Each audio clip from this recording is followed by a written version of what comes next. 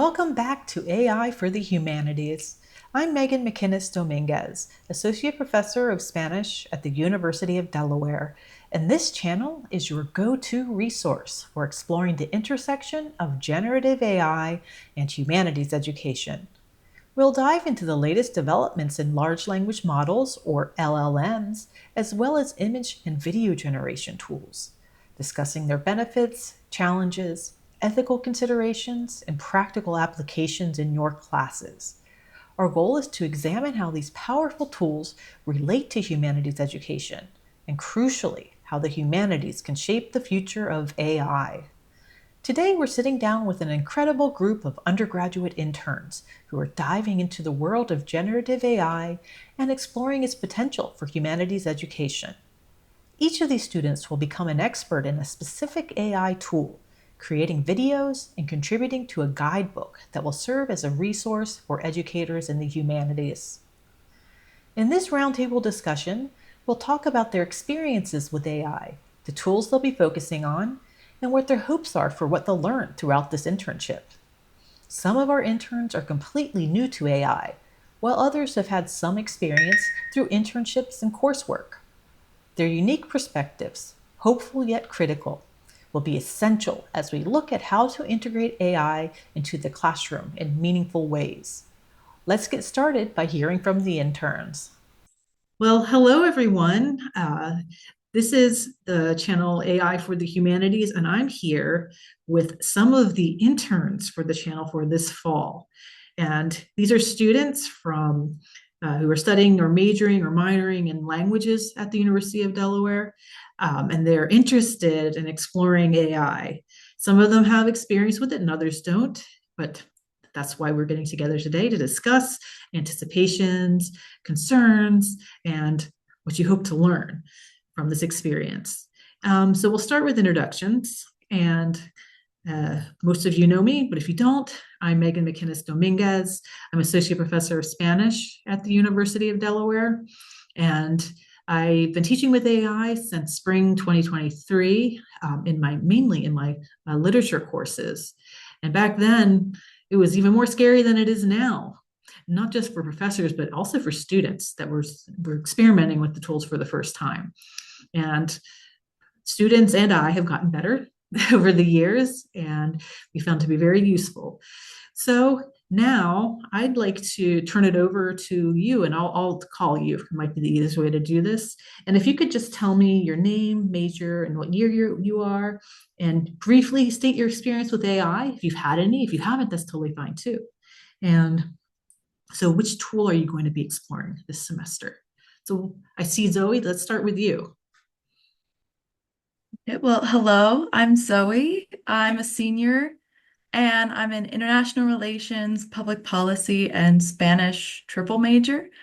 I have minimal experience with AI, mostly through one of the classes I've had, one of my Spanish classes with Profe Dominguez, McInnis-Domínguez, and I really just thought that AI is an interesting opportunity to learn about. And so I'll be investigating perplexity AI. Great. And let's see, Carson. Hi, my name's Carson. I'm a junior. I'm a three foreign languages major with a minor in global studies and cognitive science.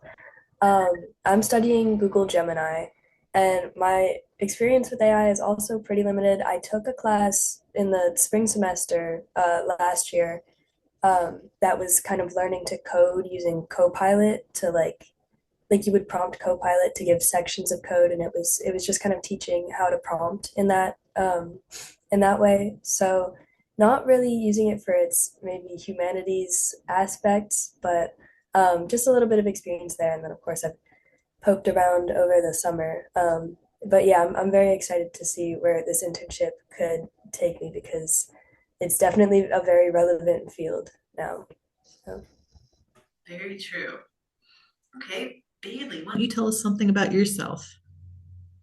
Hi, I'm Bailey. I'm a senior. I'm a double major in linguistics and Spanish, and I also have a women's studies minor. Um, I also have pretty minimal experience with AI. I've used ChatGPT a couple times in some of my classes, but nothing much really beyond that. And I will be investigating Grok AI, which I had never heard of before. That's one of the newer ones. And it comes out of X. So it's an interesting tool that we'll compare with other large language models. And Rebecca, tell us about you. Hi, I'm Rebecca. I'm a senior and I'm double major in international relations and Spanish. And I have some experience with AI. This past summer, I interned at a real estate and I got to do research a little bit in AI in the market. But other than that, during class, I haven't really used with class. So I'm excited to kind of researching Chat GPT and kind of to see how it relates to Spanish and see if there are any difference or kind of easier ways to cope with it. Fantastic. And Victoria. Hi everyone, my name is Victoria. I'm a sophomore mechanical engineering major, but I have minors in math, computer science, and Spanish. My experience with AI is also pretty limited, but I remember in Span 201 with Profe using it for literature, which was very helpful.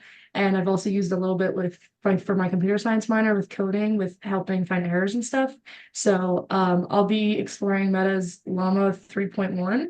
I personally have never heard of it before, but they're updating every single day to a new version, which is 3.1. So that'll be exciting to explore. Right. That's another large language model that it's interesting because that's open source. Most of the other models we'll be looking at are closed source. So this is it'll be interesting to compare them and see their functionalities and benefits and perhaps some downfalls as well. And Dylan, you are going to be exploring a very different tool. I'm Dylan. I'm a junior. My majors are international business and finance. I have a Spanish minor. I'm exploring Runway, which is a video model. I think it's awesome. Just looking at it already. I've seen some like YouTube videos around it, and that I've looked up and like people, criticizing it, saying how amazing it is. But it seems like a lot of up-and-coming filmmakers are using it instead of using special effects or other programs to save some money for certain types of shots. So like my experience on AI, I worked a little bit this summer, but I did an internship with this company called Inspire. They do AI hybrid sensing cameras and resident assisted living facilities. Basically use AI programs to monitor patients, harm prevention, fall prevention, making them safer. So I worked a little bit with that, and then I work with LLM, just helping me with like work throughout school and other stuff. And I worked with marketing AI programs like HubSpot and Copy AI. Oh, that's fantastic. You bring a lot of experience to the table that you can share. Hopefully. And now, Gabby, tell us about yourself. Hi, my name is Gabby Viteri, and I'm a junior in finance with a double minor in legal studies and then Spanish for finance. I've had pretty minimal experience, experience and exposure to AI. I guess my most recent opportunity to use it was in my internship. At the end of it, I was able to use it with like operational processes and just kind of throwing in examples or hypothetical like processes, and they would like immediately produce different variations or scenarios for it, which was really interesting and kind of scary in a bit. And then, of course, I took Spanish 201 with Profe and was able to integrate that in a more humanitarian aspect. I'm going to be working closely with Flux, and I'm really excited to learn more about that and how to integrate it in teaching language, especially. Yeah, so Flux is an image generator. That's all the rage right now. It's pretty new. It's pretty exciting because it can create very photorealistic images, for better or worse, though. And that's like something we can discuss is the ethics of this and copyright and things like, and also how AI can be used inappropriately too. And that's one thing, especially with image generators and with everything, but with image generators and video generators, you can create fake videos about people using their likeness. So these are all things that we will see as we explore these tools. So now, I guess we'll move on to your hopes and your concerns, and I won't call you out one by one. You can jump in and tell me what you think. But so what do you hope from this internship experience, and what do you want to learn or create or accomplish? You can just raise your hand and I'll call on you. Not everybody all at once. Yes, Carson. My main thought, especially with my major being languages, is definitely how I can apply it like in future work, like apply AI in some way, which is kind of where I went in like with using AI for the humanities or like the relationship between the two of those. So definitely just like I want to learn more about the ethicality of it because obviously I don't want to like cheat or plagiarize in any way in school or out of school. So just I guess generally learning like the ways that AI can help with that or like facilitate certain interactions or like advance my learning in different ways. Um, so with that, and then also if it's maybe like a specific field that I want to go into, like if I want to use AI to work with a company like Duolingo for like translation services, I think that that would be very interesting. Yeah, fantastic. That's really the world is your oyster when it comes to AI. It's there's so many ways you can go and apply it to whatever field you're studying. It'll be a useful skill to have in whatever you do. And Gabby. Very similar to Carson. I think I'm very excited to learn more about how to, I think the more ethical side of using AI, especially with Flux. I'm really excited that it's more on the creative side when it comes to like generating images and videos, like you said, because I think leaning towards using my finance degree, but in a more creative marketing way in the industry would be interesting, and kind of how we can use AI to help create, like to inspire that creativity. Sorry, my English is not the best today, but also not to lose that human aspect of it, and how to kind of, I guess, facilitate that good balance between the two. Very true. And that's where the humanities come in. So AI and the humanities, people think that they're two very disparate things, but no, they actually can work hand in hand, and they should, right? We need a human perspective when it comes to these tools, and a humanist perspective. So that's really interesting. Are there other thoughts? Yeah, Zoe. I sort of along the similar line of everyone else. I really wanted to focus on the more positive aspects of learning AI. Like usually if AI is brought up in the news or any sort of like social context, at least in my knowledge, it's pretty much the maluse of it or like the negative aspects. So thinking of how it can be used, like what Gabby said, creatively and in a positive way to advance us and to learn more like collectively using technology, I think is definitely appealing and wonderful. Yeah, very true. Very true. And I know that Rebecca, you had your hand up too. Yes, I kind of have a similar view on everything on what my goals are, and I kind of, in addition to that, I kind of want to learn more on how to make it that, because by asking one question to AI, it's usually so like the answer is so general, it doesn't mean it's going to give you the right answer. So I'm kind of leaning towards figuring out a method that you can ask and it gives you a very detailed answer, which is connected to what I was doing this summer. I kind of learned this new way called Risen that you would ask very detailed and it would give you a very detailed answer. And I started using it and it was way better than just asking you a simple question. And I kind of want to kind of research more into that perspective of AI. Right. It's all about prompt engineering.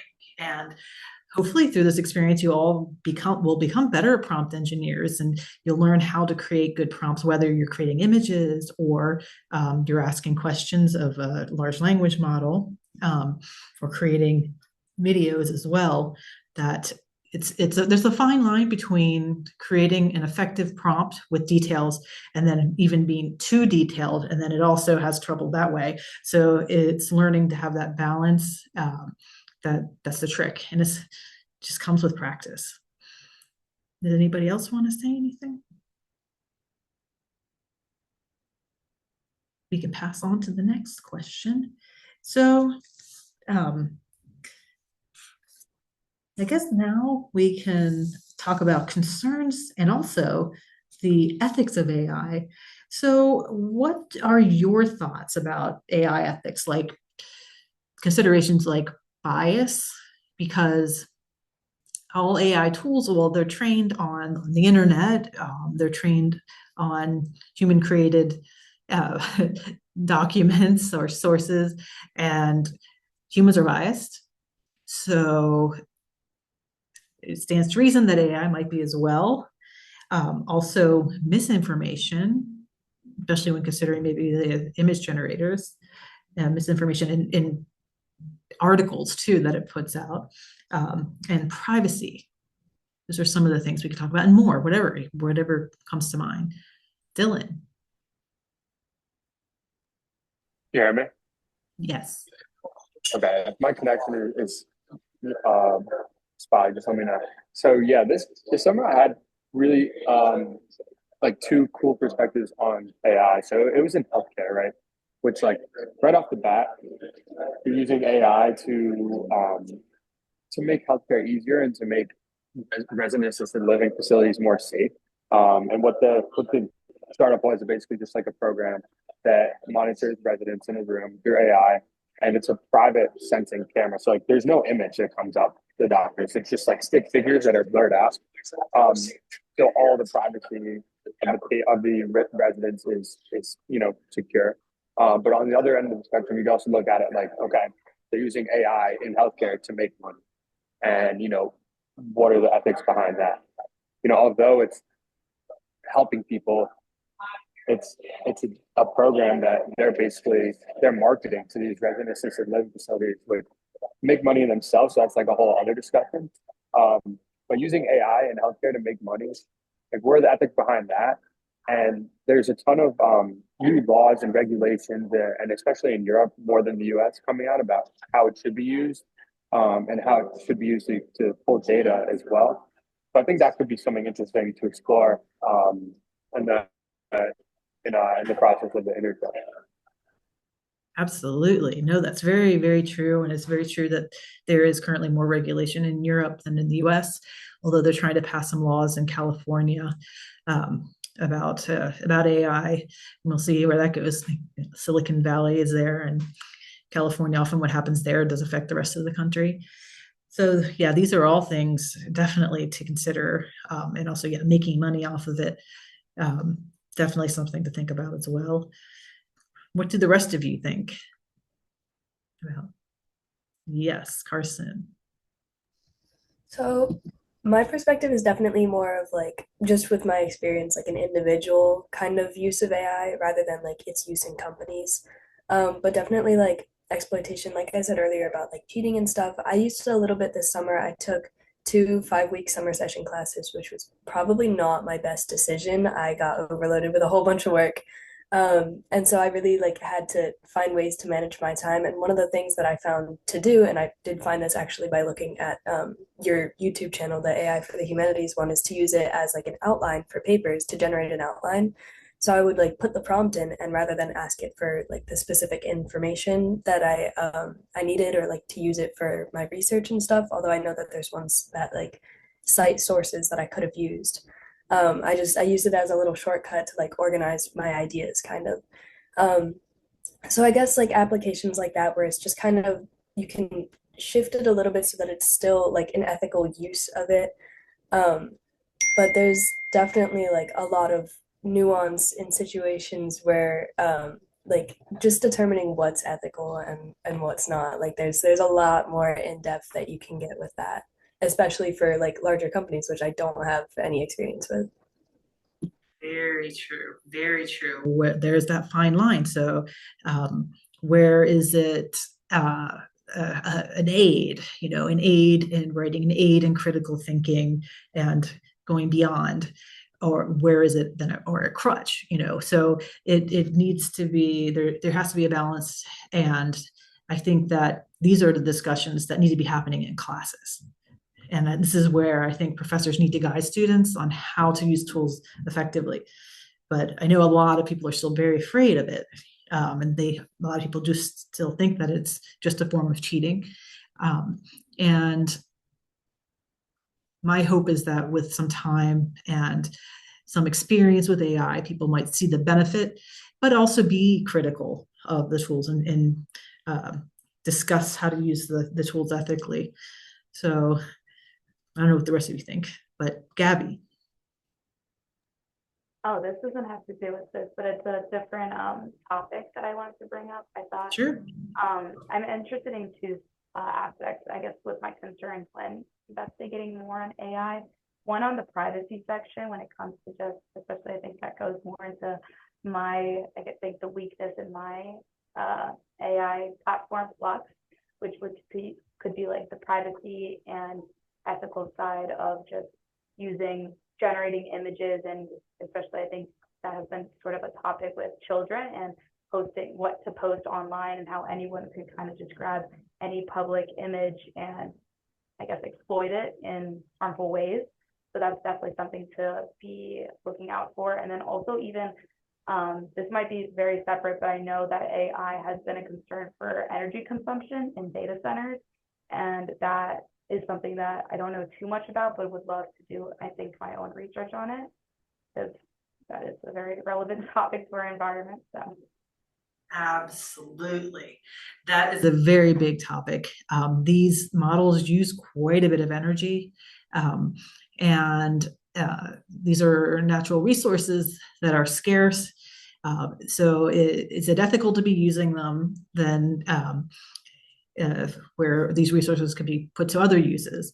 But the good news, though, is that a lot of these models are finding ways to make the use of their tools cheaper. That is, uses less energy.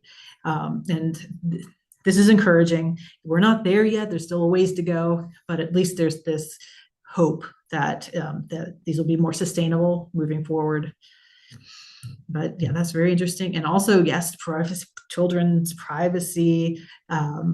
Yes, finding so the sources of images and things like Flux, where they come from, how they're used. You could create images of people, their likenesses.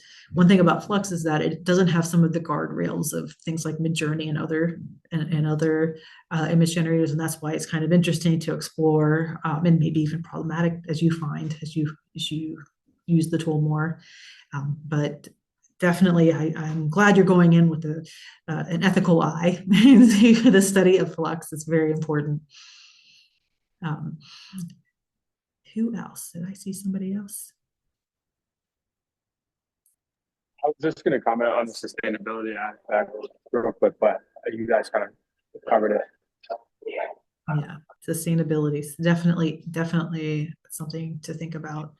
And just like as we said, plagiarism, when to cite it, how to cite it, and what's fair use. These are all things that we'll talk a little bit about in this internship. And with writing, with research, there are some tools that give sources, others that don't, so you have to be careful. Training data, like what's the cutoff? Some of these models, so the cutoff was, let's say, with ChatGPT 4.0 was a year ago, and others are even earlier. But some can access the web and some can't, and just being careful of misleading information as well.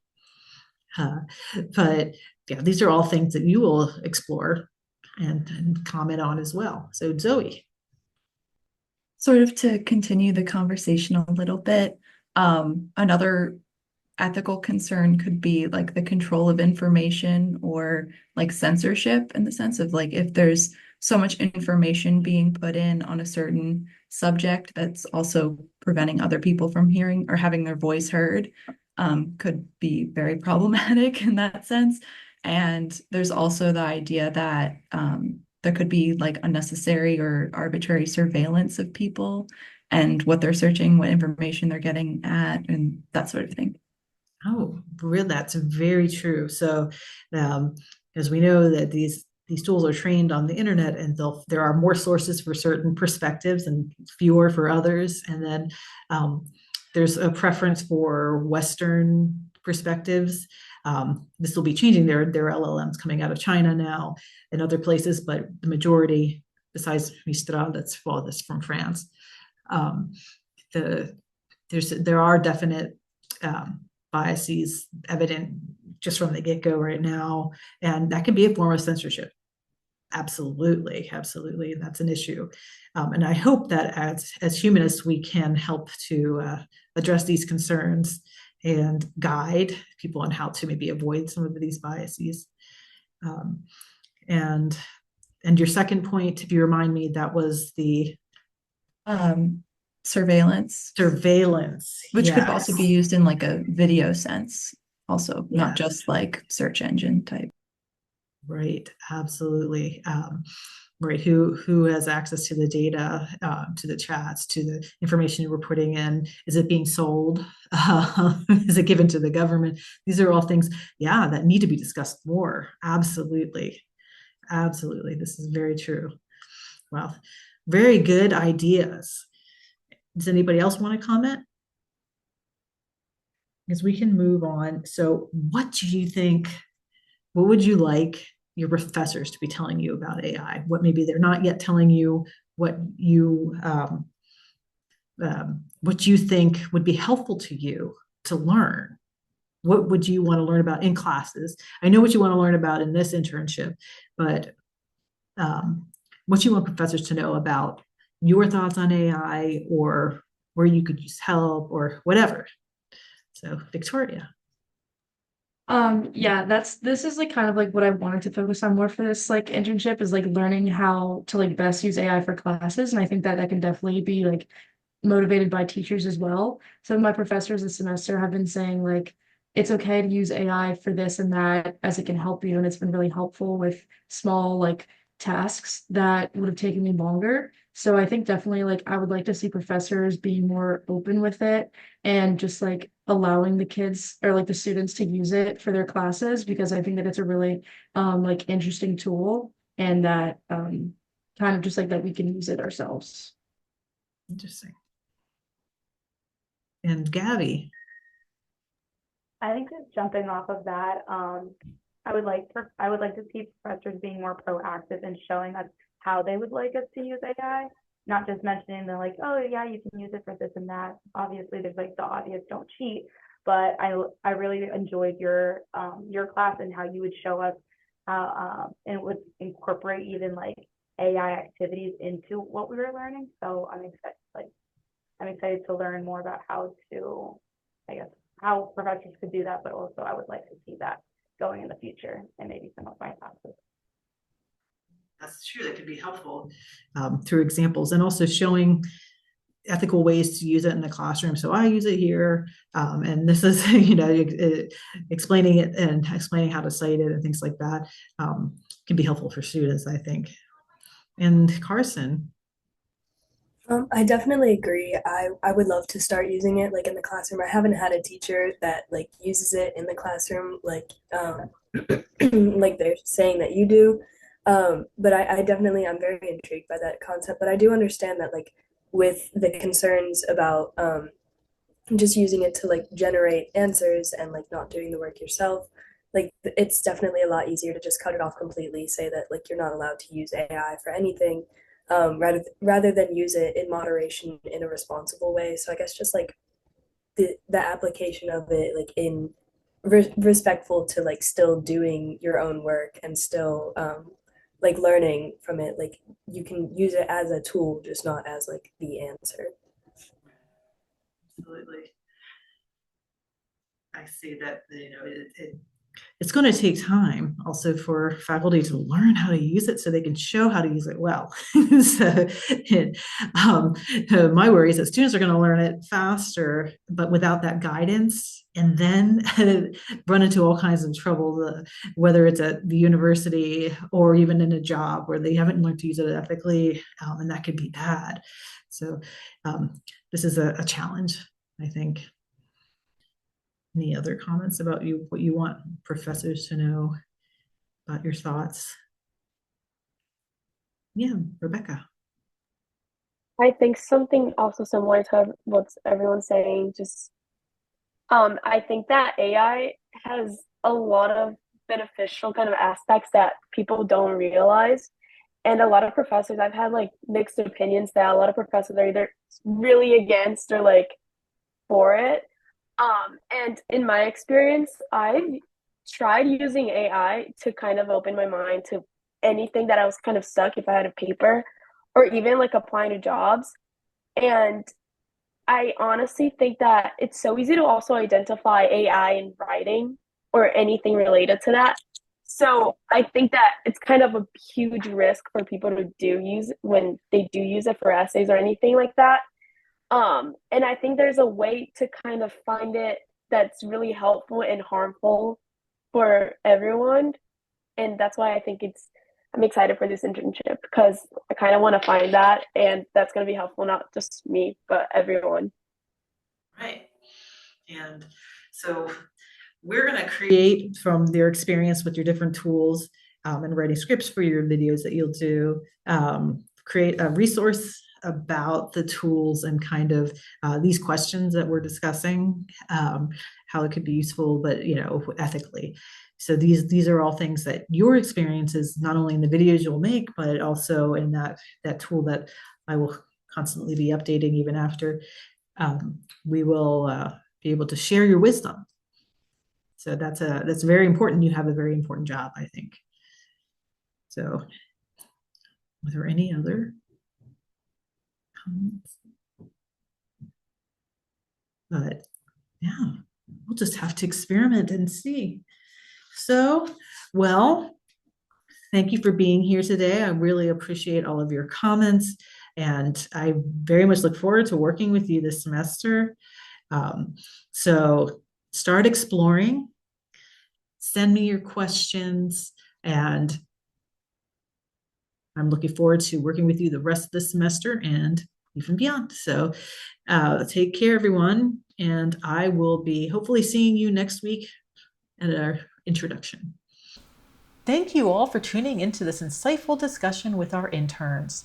Their perspectives on the benefits and challenges of using AI in the humanities give us a clearer view of how we can teach and engage with these tools in our courses. As they've highlighted, the future of education must include preparing students to navigate the world of AI responsibly and effectively. Throughout the semester, each intern will be sharing their own expertise through their videos on specific AI tools and contributing to a guidebook designed to help humanities educators incorporate AI into their teaching. We're excited to see what they create and the conversations that emerge from this journey. Stay tuned for more updates, and thank you for supporting AI for the humanities. Please like, subscribe, and hit the notifications bell. As always, leave comments and give suggestions for content and the next Suno outro. Welcome back to AI for the humanities, where students learn and grow with new technologies. Interns by my side exploring AI's role in classrooms and beyond, they're finding the goal. With AI in their hands, they're paving the way, learning, creating, and shaping today. Through the lens of students, the future will see AI and humanities in harmony.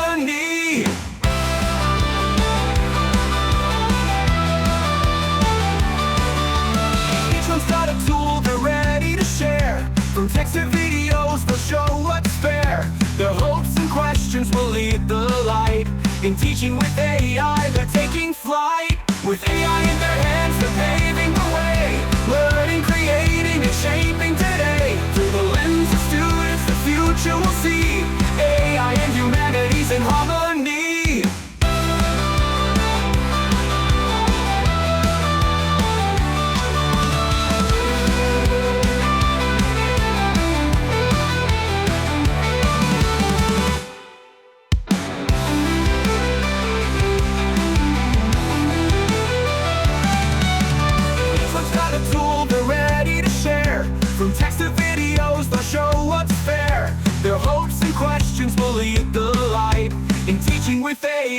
taking